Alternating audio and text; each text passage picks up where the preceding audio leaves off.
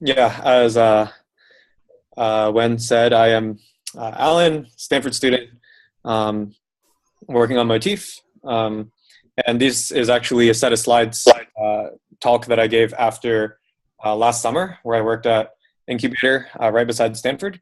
And so I'm actually going to flip through these kind of quickly because some of the information is outdated, but I figured this was a good place to give presentation. So without further ado, a little bit more about me. Yeah, I'm a junior at Stanford. On campus, I'm a officer in the ACM club. So ACM is kind of like the computer science club. Also officer in BASES club, which is the Stanford Entrepreneurial Club. And in the past, I've worked at Twitter, IBM, and the Jackson Lab. All great experiences, learned a lot. And actually, while I'm here, I guess we can talk about the rest of our team. So yeah, here we also have, what was that? Sorry, let me mute everyone. Just go ahead, yes. Okay. Yeah, here we have Albert, who's been working with me for a couple months now. He is also from North Carolina. I've known him for quite a while. A computer science major in human-computer interaction, HCI. And then Quan, he is a senior, also computer science major. Yeah, so there's the rest of the team, and Sydney and Jed. So all computer science people. So that's our team.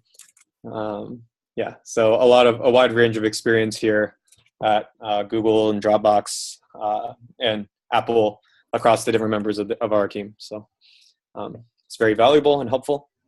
All right, so what problem are we trying to solve with screen sharing and screen recording?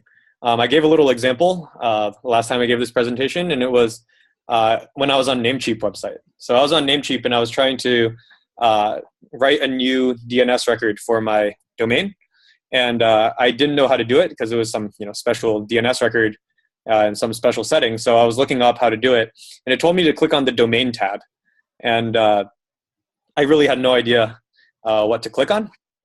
And really the problem is that when people are trying to communicate what to do on user interface, they need to translate the user interface into language, and then you need to translate the language back into an action. And there's a lot that you can lose in translation here. So instead, imagine that you could like literally just see the end user screen. Well, the problem with that is there's studies that have shown that about 4 minutes are spent trying to set up screen sharing technology. For every support request, about 4 minutes you spend trying to see the customer screen. And average support call lasts like about 15 minutes. So that's about 25% of the time that you're spending just trying to see the customer screen, right? You're not actually helping them. You're just trying to set things up. So instead, with Motif, you can see what your customers are doing by in a way that you don't such that you don't have to download or install any additional software. So why don't we show a quick demo of what that looks like? I've included a link down here. But if you want to follow along in real time, you can go ahead and navigate over to that link. But while I'm at it, I will go into a website myself. And if you don't want to go to the link, you can just view the experience on my screen. I'll just do a split screen on my own screen. So I'll start the screen share, right? So you notice that Motif is integrated directly into the website. And then if I'm another person, I can just open up a new tab and open up that link. And essentially, once I open up that link, you can see everything that the original user who's on the left side was doing. If you want to access this yourself from home, you can go to usermotif.com/go. And then you need to enter a room ID. The room ID is 06741. So if you hit go here, you'll get connected to. So if you want to try it yourself. But yeah, so essentially, as you can see, we have this very high quality screen sharing experience. At least on my screen, I'm not sure how well it translates through Zoom. The pixel is basically pixel perfect, the quality. It's not fuzzy at all. You can also see how fast it is. Basically, not really any lag at all. And the best part of it is that this experience, right, seeing what the customer was doing, that experience came on Medallia's website itself, right? So Medallia, when it's asking its customers, can I see what you're doing so I can help you out? It doesn't need to ask its customers to use a third-party software. It just does it directly from its own software. So that was like a kind of a quick demo of what we're talking about. So yeah, I guess moving on from here, kind of an explanation of kind of the technology that we have. So if you navigate over to our website and you go into products, well, first, if you go under web collaboration, it's kind of a little explanation of the screen sharing aspect of Motif. And if you go into products and you go to web recording, so web recording actually essentially enables you to record a customer's web session. So kind of you can think about it in contrast to the traditional analytics tools today, kind of like, you know, your Google Analytics, your Mixpanel, so on and so forth. They kind of just give you numbers, right? They give you X% of users clicked here, Y% got through the funnel, and so forth. But you only see the numbers and you really don't know why. With Motif recording, you can record those customer sessions and you can look at them and you can really try to understand why the user was unable to finish, say, the checkout process on an e-commerce site. The other very nice thing about our recording is that it kind of lets you do what we call time travel. So what that means is, say that you are doing customer support and you really wanted to know what the user was up to before they got to the problem that they have right now, right? Traditionally, this is not really possible. You can't really do that. You can't really see what the user was doing 10 minutes ago. But with Motif, we have retroactive screen recording. So like when the customer submits a support ticket or request, we can actually go back in time and pull 10 minutes before they submit the request and see what they were doing then, and see if that can better help aid what you're doing and give you a lot more context. Also, Motif recordings have a bunch of information about that developers can use to solve bugs. So that's obviously very valuable because oftentimes at tech companies, at least, when you're doing customer support, if you have a problem and the problem oftentimes could be just a real bug, right? So oftentimes customer support team is handing tickets back to the developers and then the developers need to fix the bug and then they get back to the end user. So with Motif, it's very nice because the customer support team is just getting a Motif recording. And then instead of having to write up and describe all of the problems that the end user is running into, you can just hand the developers the recording and they'll get all that information and they know for sure exactly what problem the user saw. And finally, there's like a little demo of our recording here. So one of the things that we do is we have kind of a vectorized screen recording format. And it makes a huge difference in the size of the recording. So I did a couple of experiments. I recorded a web session on Craigslist, Hermes EMR, which is a EMR software, and Medallia. And I recorded them both with QuickTime, which is the default screen recording software on my computer, and with Motif, and kind of looked at the difference in size. And the ratio and the difference in sizes is massive. So yeah, I mean, I can click on the video and you can see the quality. Do a demo, yes. Yeah, the quality is the same. So here is recording of me on Craigslist. This is the YouTube, so this is the QuickTime recording. Yeah, so I was just doing a little query to look for houses here. So for the houses that have image, some number of miles away. And then after a bit, I'll refine my query and so forth. If you look in the bottom right-hand corner of the screen, you see kind of the Motif icon. I'm recording the exact same session with Motif concurrently. So in a second, you can see that recording too. So right now, this is a recording of a real Craigslist. Yeah, this is real Craigslist, and this recording is using QuickTime. It's just the existing software. So I guess there's like 30 seconds left, but I can. Oh wait, did you see that? Yeah, we see that. Okay. So then can you play yours? Yeah, I'll play mine. So this one's mine. Oh, it's clear. Yes, so it's completely lossless format. Right. If I pause in the middle, I can zoom into the page, and everything will still be very, very clear. So I can show that in a second. But yeah, I mean, it's the same process. Same recording as before. And yeah, I guess just to demonstrate, right? If I pause this recording and I zoom in, I guess I'll zoom in this way. Right? You see how clear everything is? Everything is completely lossless quality. So it's still very, very clear. So basically, it's not a pixel level in a capture. It's somehow logically you capture all the. Right. Yeah, it's not pixel level. Exactly. Okay. So obviously, this has implications both on how frequent people, or like how willing people are to record things now, right? Because before, if you record something and it has to be huge and you have to store it locally, nobody wants to record anything.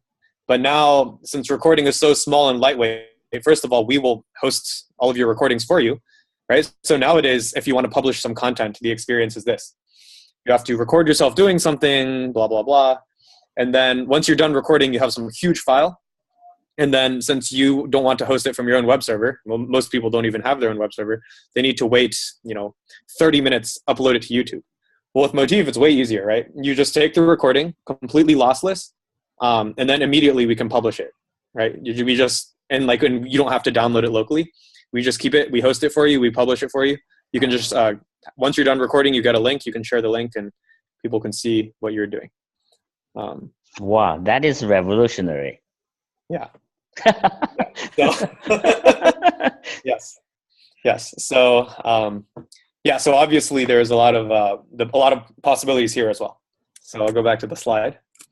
So kind of just a recap, right? We have a lossless and ultra lightweight recording format, right? Greater than 100-to-1 increased compression relative to right, QuickTime, for example, right? I mean, and all these binary formats are already encoded, right? So they're all like somewhat compressed already, right? But I mean, it's not even close. So, kind of like what's our mission at Motif? Is kind of just this notion of bringing human intelligence to the web experience. And what that means is right now, kind of when you're browsing the web, it's kind of a very isolated experience, right? Like people can't can't collaborate with you or can't help you out or help you understand what to do, especially when you're navigating through a new user interface, right? Recently, if you've ever been onboarded to a new piece of software, right? Like what is that training process like, right? At Motif, we reimagined this where instead of, going through all these YouTube videos and reading these PDFs and reading the bullet point FAQ instructions, we can have it such that if you want to do high quality service, you can have a real human go through and walk you through very quickly just from the website itself. They just say, hey, do you want to walk through from the site? And then you say, okay. And then they start walking you through the site. Or you view Motif recording, which for them is very easy to author and to publish, just all in one step, just all with Motif. And then obviously we have our super quick screen sharing. Right? Since our file size is so much smaller, our bandwidth requirements are way smaller. So our screen sharing is also less latency. So it's also fast. And yes, we also have the retroactive screen recording, which really helps you with customer experience, like understanding customer experience, right? If you want to understand, hey, like why are my users complaining about this problem? Like I can't reproduce it. I don't see the problem. Well, you just turn on the screen recording.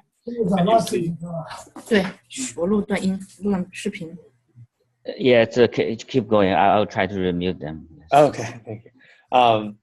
Yeah, so then you can just go see literally what they're doing and help to understand their experience that way and improve your product. Yeah, so that was kind of the whole presentation. It's our website, and you can contact if you're interested. After the Q&A session, you can, if you have more questions, you can email us at contact@usermotif.com. Yeah, so that was mostly all I prepared to talk about. And I'd imagine people have some questions that I'd be happy to take. And if not, I certainly have a lot more things to talk about too. Not prepared though. Hi, this is Adi. The question is, does the website need to have your plugin there in order to support this, or? Oh yeah, great question. So there are two ways of using Motif. The first way is the website includes a plugin, which is just one line of JavaScript. So they just throw it onto their site, and then everything works. And the other way is like, well, how did I take those recordings? Because Craigslist has not yet integrated with Motif. The way I do it is I use a Chrome extension. So I have a Chrome extension, and the Chrome extension kind of programmatically puts my code onto their site. So when I access it, it's as if they integrated Motif. Does that answer the question? Yeah. Okay. So basically record the website I visit, but it doesn't record my other desktop. Right, exactly. So this is also nice in a variety of scenarios. Say, right, on a different tab, it's your bank account. Or say you're giving a presentation, most of the time you only want people to see your slides. You don't want people to see, the other pages on your screen. So in that way, Motif can definitely be an advantage. But of course, there are also situations where you want to share, say, say an Excel spreadsheet. Well, yeah, in that case, you would need to use a normal screen sharing because we don't support Excel. We only support the web right now. One question about privacy. So if in that tab, I'm inputting my username password, was that also captured by your program? Yeah, great question. So the question was about privacy and username and password. So Motif actually has additional capability that I did not show, which is that when the user can mark any elements on their page as being private, and all those private elements are automatically excluded from the recording and from the screen share. And you can also, basically there are two types of elements. There's basically a hidden element and a private element. So, excuse me. So yeah, the hidden element is completely excluded from the recording and from the screen share. And a private element is one where all of the values inside of that element are replaced with just gibberish. So in the case of, password, that would, like right now by default, we call it a private element. So all of the values inside are filled with gibberish. And also about the storage. So after the recording, so if I went to a website and started that recording, all that recording is actually reside in your website, not on my local computer. Is that right? Right. Okay. Okay. I just want to mention when people raise a question, please introduce yourself briefly. The Eddie is from Intel, but anyone raise a question, please briefly introduce yourself. This is CD. It's very interesting stuff you have here. If I'm the user and I'm behind a firewall, and other than password, do I have to surrender the content of the web page I'm doing, whatever I'm working on, to you, so that you will capture all the scripts of what I do? You don't. So yeah, even if you're completely right, like say like you've already logged in, and say like you've already like started filling out a form, right? You can completely start in the middle, and Motif will start sharing that session from the middle. It doesn't have to start from the beginning.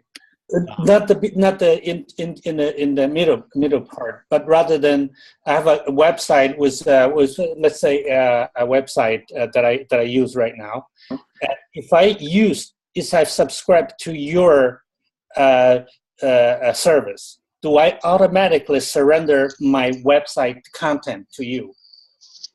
Oh, if you are the owner of a website and you sign up. That's right. Yeah. Yeah, Okay.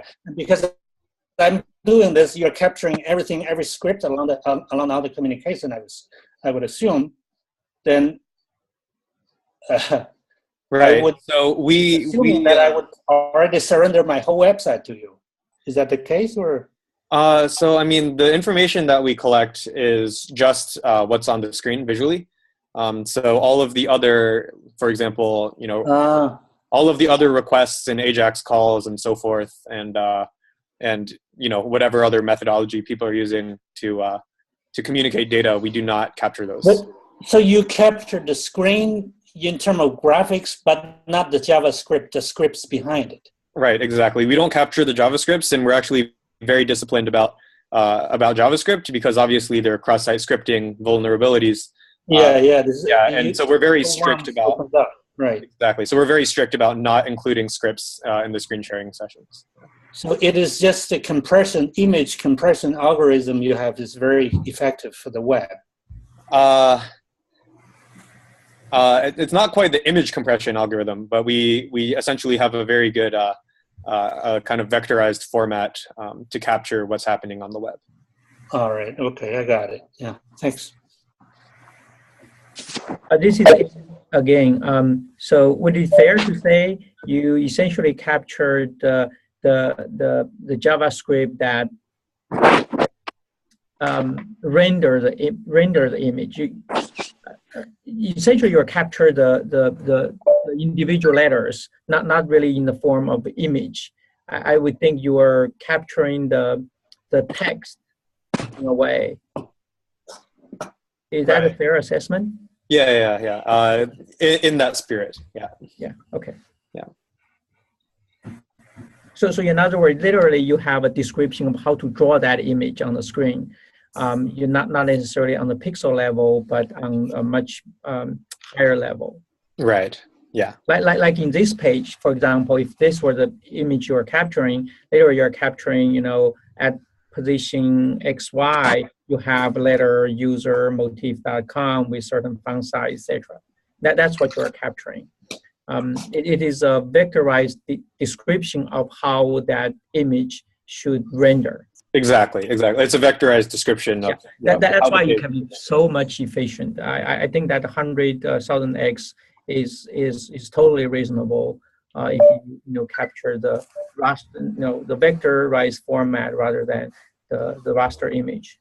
Right. Exactly. I think that's a great idea.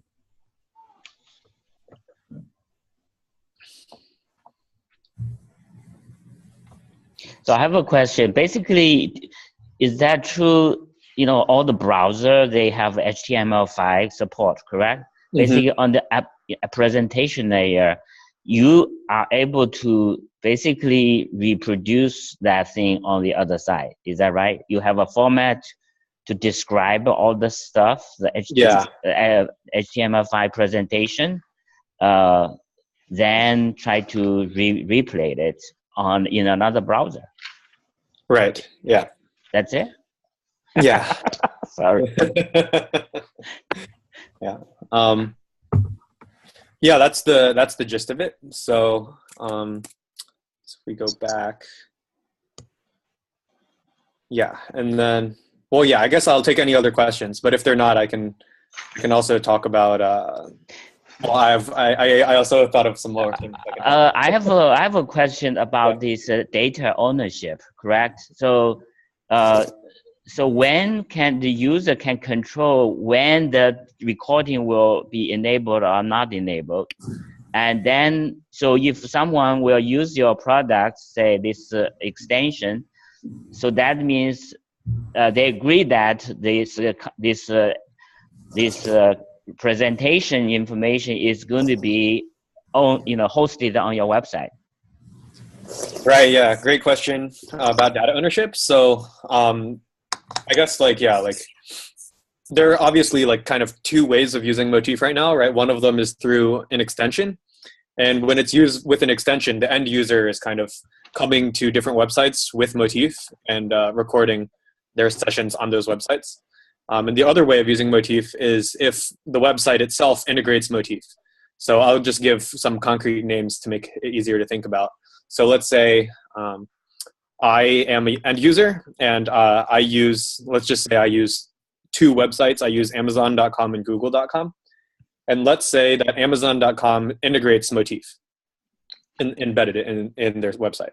So, so now let's say that I am a user that does not have the Motif extension, right? So now when I go to Google.com, it's just the normal web experience, right? It's the one that you have been using, you know, when you use the web, right? There's no recording, none of that. Well, I guess Google records you, but that's how Google does their own thing. But there's no Motif involved, right? And then say I go to Amazon.com, and Amazon has Motif integrated into their own site. Then everything that I do on Amazon's website, Amazon can decide whether or not they want to record it. So like now for Amazon's case, like whether or not they want to tell you in their terms of service, we might be recording your sessions. I guess that would be kind of for them. Yeah, it depends on what they want to do with their terms of service. But I think like philosophical level, when I think about it, I mean, all the data that you're interacting with on Amazon's website, it's all Amazon's data anyways. So they always knew what you were going to do, at least in terms of the end actions. They knew all the end actions you were going to take on their website because, hey, it's their own website. The only thing that Motif is doing for them is just enabling them to see how you interact with the interface itself, which can, you know, greatly help them improve your experience. So in that way, I would say that users should not really complain if a website uses Motif, because Motif will only serve to help the website improve the end customer experience. I guess the other, like to flip it, say that Amazon and Google both do not use Motif, and that I am a user who has the Motif Chrome extension. So if that's the case, basically, if that's the case, when other like normal users of Amazon and Google use their website, obviously there's no Motif involved. But when I use their website, I can choose to record my session on Google or record my own session on Amazon and publish it if I want to. Yeah, for the later applications, so I think it's very good for the education, correct? You know, yeah. So basically, anyone can do their, you know, education to publish the content, and that will be shared with students or someone very easily. Exactly. Yeah. Initially, when I was interested in giving, well, the reason I was initially interested in giving this talk was when the CUSPEA group was talking about setting up a university, and I thought that this would actually be a perfect use case for Motif because essentially all you need to do is write some web slide, and then when you're giving the lecture, right, you can record all of your lectures, right? So instead of, you know, having to get some video camera, record your lecture, or use QuickTime, record your lecture, and then upload it to some other service, takes forever. You just record it with Motif, and then right when your lecture ends, right, 5 minutes later, you can have the link available for everyone to view. I mean, less than 5 minutes, but right when you finish your lecture, everyone can view the recording, which obviously is quite nice relative to the current experience. Have you guys thought about to integrate the traditional like video cameras? Yeah. So actually, that's coming quite soon. So one of the things that we're working on is, suppose you're on a screen sharing session. Obviously, it would be nice to have audio, because right now audio is not part of our product. So right now, if you're using Motif, you have to use a phone call separately. So obviously, we want to integrate audio into our product, and then like video, and then obviously on the recording end, we want to be able to record audio. So yeah, those are all planned.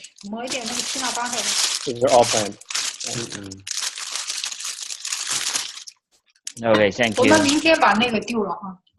What? Yeah. Yeah, so I think, as you can see, it's a very versatile technology, a bunch of different applications. Yeah, so one thing that I wanted to talk about a little bit more was kind of this automation idea as well. So kind of with automation, essentially with our screen recording, with Motif screen recording, we kind of are able to record, not only a description of the websites, but also the actions that users take. So if we understand all the actions that a user takes, we can automate that workflow on the site in the future. So say your workflow is, like I give a very easy example, say it's creating a new email account on Yahoo or on Gmail, right? So these are just some workflows. And right now, obviously, if you want to do this, you need to manually go and fill out the form. But if we were to automate it, what we could do is we could just have someone record themselves filling out the form once. And then in the future, if you want to like repeat that workflow with a different set of data, you can just call Motif API and kind of automatically go through that form filling process. Now where this gets, so basically essentially a summary of that is kind of being able to create an API to a website that didn't have it before. So you create an API through its front end. Now where this gets interesting is when you integrate a bunch of different websites together, right? So a bunch of different websites that don't have public facing API, you can now integrate them together to execute kind of the more complicated or more valuable workflows.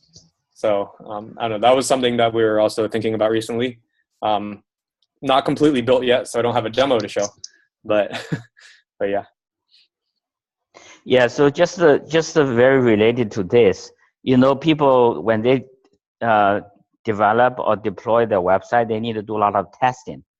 I think the workflow you just described will really simplify that testing, correct? Definitely, yeah. I was actually thinking about this the other day, and right now, my understanding is that a lot of people don't write UI tests, not because they're not valuable, but rather because they would rather do them by hand. And yeah, it's so tedious. And the problem is sometimes websites change a little bit. I mean, obviously, naturally, in the course of any dev team, the UI will be changed in subtle ways. And when people write all these UI tests, obviously every test that they write is a new responsibility because they have to maintain it every time the UI changes. So a lot of people, they just say, forget it. I don't want to shoulder all this extra responsibility. I'll just test it by hand and make sure that all these UI things still work. But unfortunately, that's often not good enough. And that's why you still have websites that have various bugs, UI bugs. So for Motif, it's way easier because instead of having to code through the specific UI test, you just record yourself doing basically record yourself doing the test, and then specify what the end resulting behavior should be.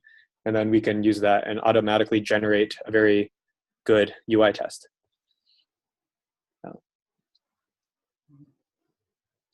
That will boost the productivity very much. So this would also be used like a robot. Yeah, exactly. Or cut through a junk mail, or do spamming itself, that kind of thing. Yeah. Yeah. What about the format, the data format? Is this something like the markup language, XML, or is it the proprietary? It's a proprietary format. Yeah. So I made my own format. Yeah. Okay. Yeah. So, Hello, this is Ying. Besides hosting on your website, is it possible for you to license your technology to other companies, so for them to host their own data?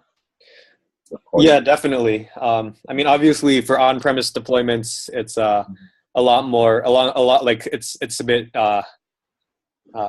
more involved, like higher touch sales process. So we're only interested in on-premise deploys for larger companies, but definitely, right? If it's a large contract and they want to do an on-premise deploy so that they can host their own data, we're definitely open to that. People want the cloud solution. Who wants to do their own? Exactly, right? It's easier to push responsibility on someone else to maintain it, right? Yeah. Let's say, this is CD again. Let's say I'm on the cloud. I'm the cloud server. My client use my cloud. Do I have to give another line?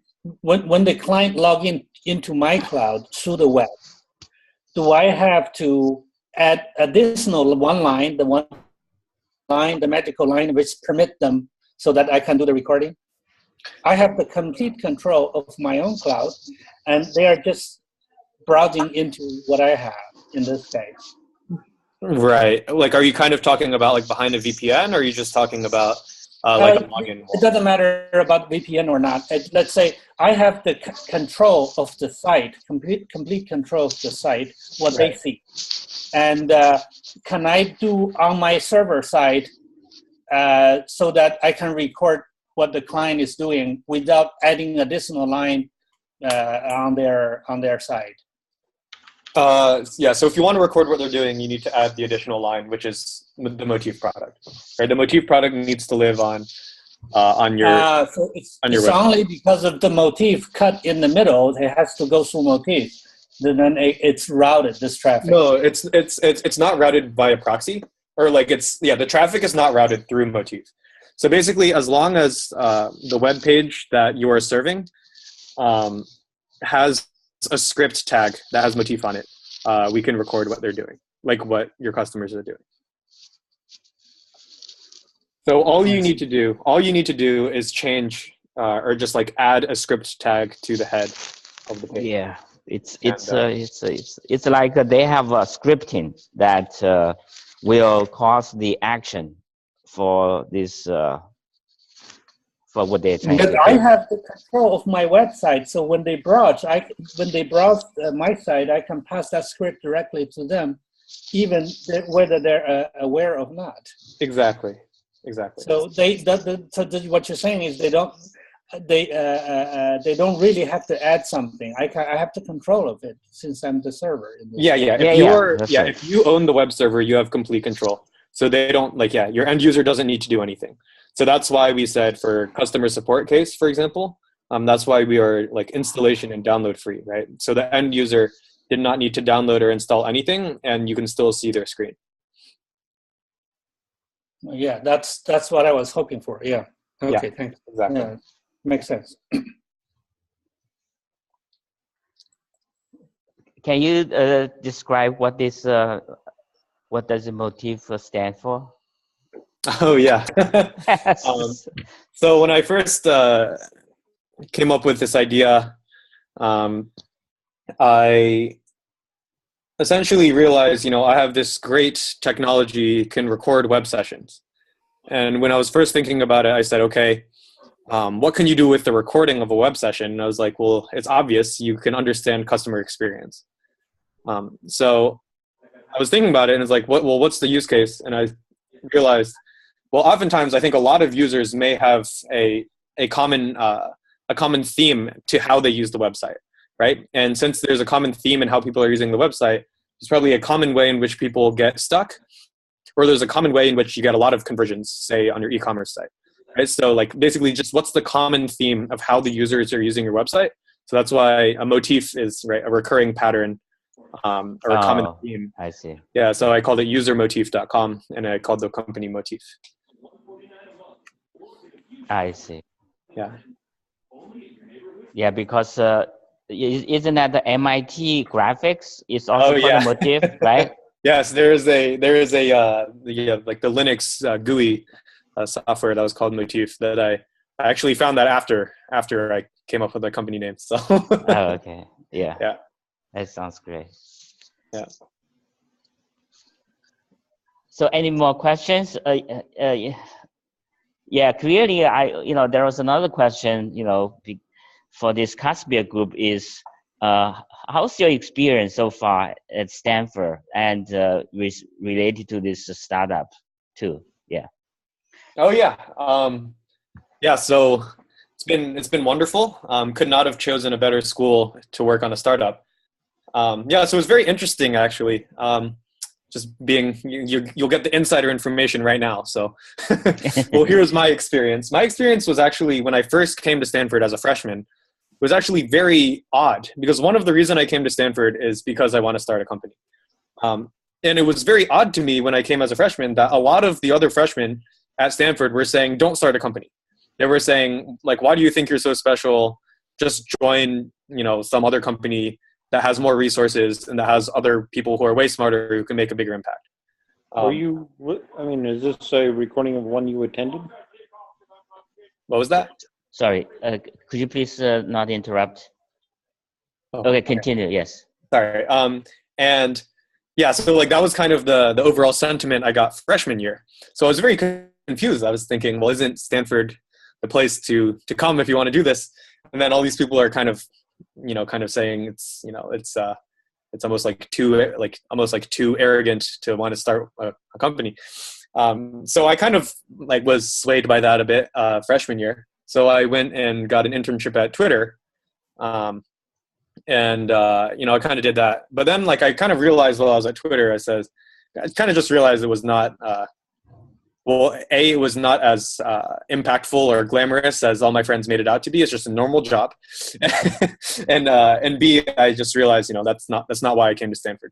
So kind of during that summer during the summer after freshman year, I started working on a couple different ideas. And actually this is kind of how I came across working on Motif.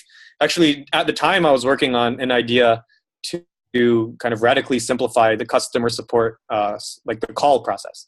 So right now, when you get a customer support call, it's a pretty bad experience, right? You get the machine voice, the machine menu that says, welcome to Bank of America. Our hours are 9 a.m. to 6 p.m., whatever. And then for, credit card inquiry, press 1, and so forth. And then, you have to finally listen through all of that, click the right button. And then you hear the music. Then once you finish waiting, you finally get someone. And then they don't even know, like they're not even sure who you are yet, right? So then they need to ask you what's your first name, last name, and date of birth. And I just thought that whole experience was really bad. So at the time I was interested in using a new technology called WebRTC to kind of just radically simplify the customer support call experience. So that's what I was working on at first. And I kind of realized that experience is, that industry is kind of tough to sell to because the call center is outsourced by many different companies. So then, right, if you want to sell into the call center, you also need to sell into the company that outsources it and so on and so forth. So while I was working on that, I suddenly stumbled upon kind of had an inspiration, realized that I could do Motif. And at the time, it was all very, it was actually completely unclear whether or not this was possible. I was completely unsure, but I thought this was exciting enough to worth pursuing it. So I kind of started working on this instead, and I kind of surprised myself in how robust the recording and screen sharing end up being. But I guess kind of going back to the original question about Stanford, I kind of realized after freshman year, like once I started working on startup, it wasn't always Motif, right? But once I started working on a startup, I realized that the most valuable thing to do if you're at Stanford is being a student on a mission. If you're a student on a mission, everyone wants to help you. But if you're a student who's kind of just going through school and so forth, right, you're just not leveraging the opportunity. Like I have a bunch of friends who are not working on startups. They're interested in healthcare. And for them, right, they're reaching out to the professors and the researchers and the doctors.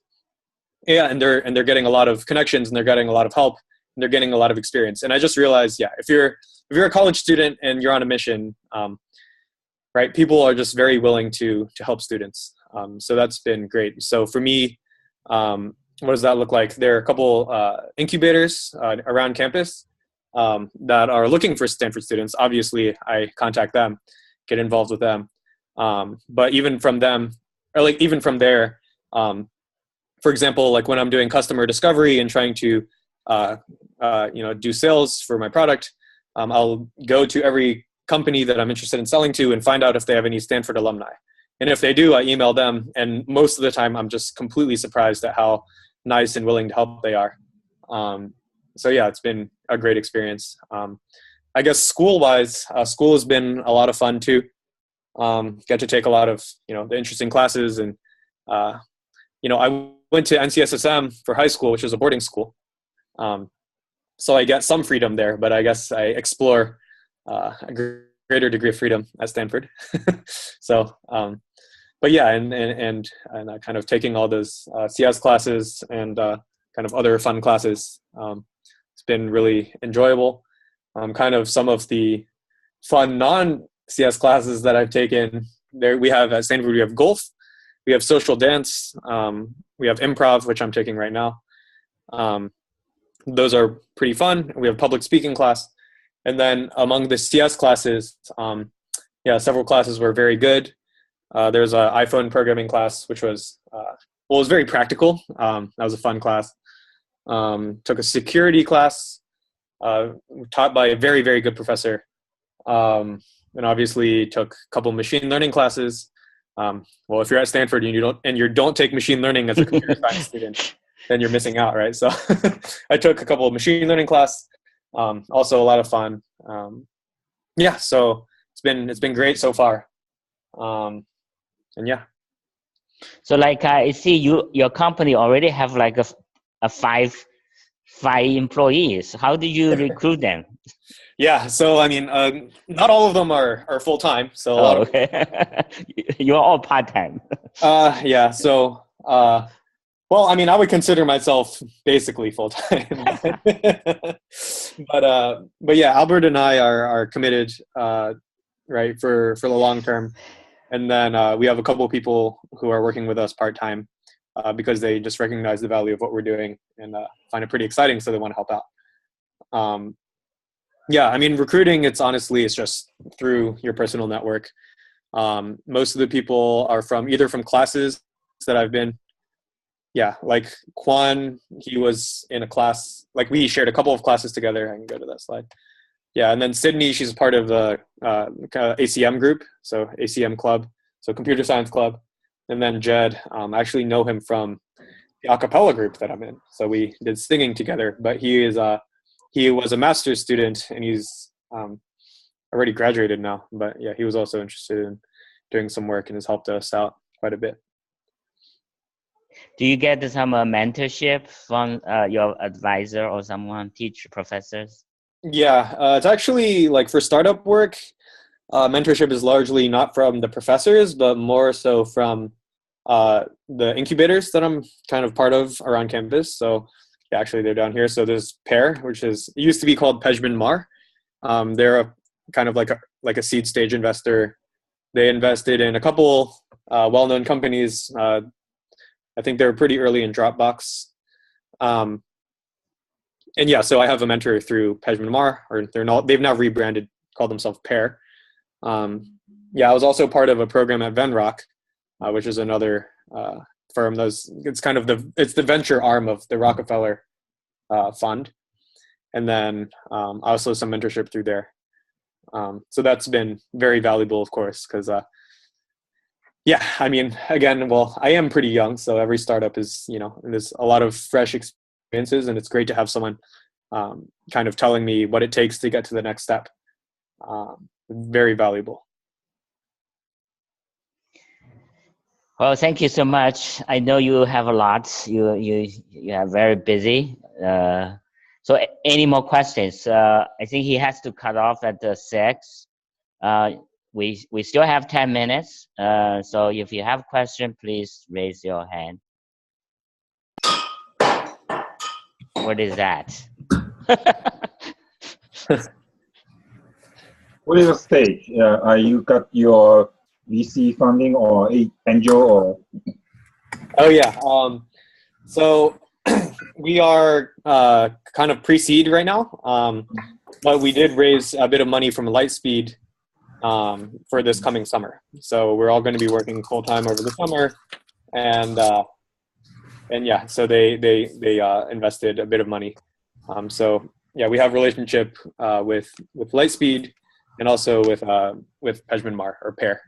They've also invested a bit of money, and then at least the culture in the Silicon Valley is one in which it's about relationship building. So at least what the VCs will tell you is they'll say, our job is to meet the most impressive founders. So for them, they just want to build the relationship early. So I also have contacts at a bunch of other firms like Greylock and Index Ventures and so forth. So. And all those contacts will be very useful when I start the fundraising process.